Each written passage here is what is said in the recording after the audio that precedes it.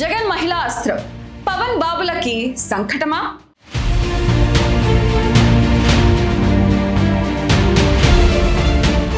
2024 ఎన్నికలు ముగిసి 2 ఏళ్లైనా అప్పుడే 2029 ఎలక్షన్స్ కోసం మైండ్ గేమ్ మొదలైపోయిందా? ఒకవైపు కూటమి ప్రభుత్వం వైసీపీని టార్గెట్ చేస్తూ పక్కా వ్యూహాలు రచిస్తుంటే మాజీ సీఎం జగన్మోహన్ రెడ్డి సైలెంట్ గా వదిలిన ఒకే ఒక్క అస్త్రం ఇప్పుడు ఏపీ రాజకీయాల్లో కాకరేపుతుంది. జగన్ చేసిన ఒక్క ట్వీట్ ఏపీలోని లక్షలాది ఇళ్లలో చర్చకు దారితీస్తుంది. ఇందుకీ జగన్ టచ్ చేసిన సెన్సిటివ్ నర్వ్ ఏంటి?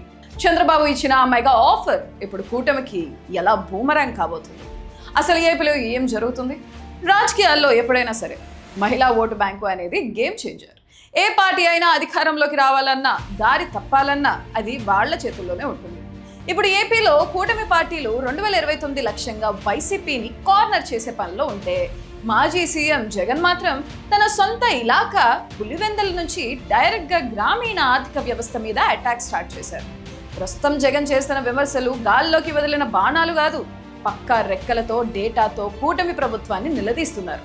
ముఖ్యంగా ఆయన టార్గెట్ చేసింది డ్వాక్రా మహిళల హామీలు.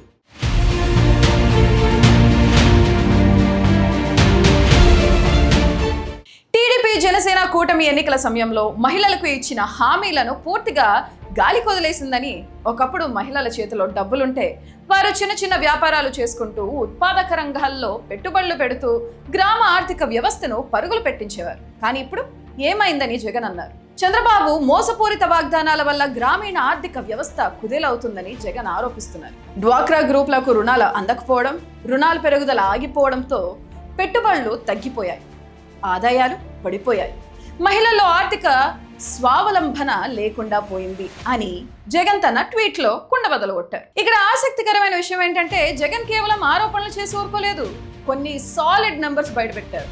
ఆ లెక్కలు చూస్తే మీకే అర్థమవుతుంది. పాయింట్ నెంబర్ 1, 2025-26 ఆర్థిక సంవత్సరంలో రాష్ట్ర ప్రభుత్వ పన్నుల ఆదాయ వృద్ధి ఏకంగా 3.22% నెగిటివ్ లోకి వెళ్ళిపోయిందని జగన్ లెక్కలతో సహా వివరించారు. పాయింట్ నెంబర్ 2, వైసీపీ హయాంలో డ్వాక్రా మహిళలకు వడ్డీ రాయితీ కింద ఏకంగా 4,969 కోట్లు చెల్లించామని, ఆసరా చేయూత పథకాలతో మహిళలను లక్షలాధికారులు చేశామని గుర్తు చేశారు. పాయింట్ నెంబర్ 3, ఎన్నికల మేనిఫెస్టోలో టీడీపీ జనసేన కూటమి ఏమని చెప్పింది?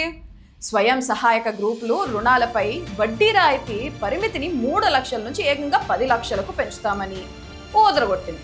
కానీ తీరా అధికారంలోకి వచ్చాక ఆ హామీని అటకెక్కించేసి చేతులెత్తేసిందని జగన్ ఫైర్ అయ్యారు. ఇదే ఇప్పుడు ఏపీ పాలిటిక్స్ లో హాట్ టాపిక్ గా మారింది.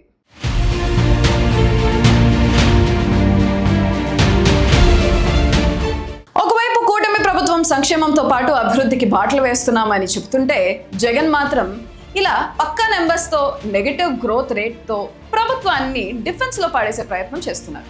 గ్రామీణ ఆర్థిక వ్యవస్థ చుట్టూ, అందులోనూ మహిళల ఆర్థిక స్వావలంబన చుట్టూ అల్లిన ఈ పొలిటికల్ నెరేటివ్ 2029 నాటికి ఎలాంటి సంచలనాలు సృష్టిస్తుందో చూడాలి. మరి జగన్ చెప్తున్న ఈ లెక్కల్లో చేస్తున్న ఈ ఆరోపణలో నిజముందని మీరు భావిస్తున్నారా? కూటమి ప్రభుత్వం నిజంగానే డ్వాక్రా మహిళలను విస్మరించిందా?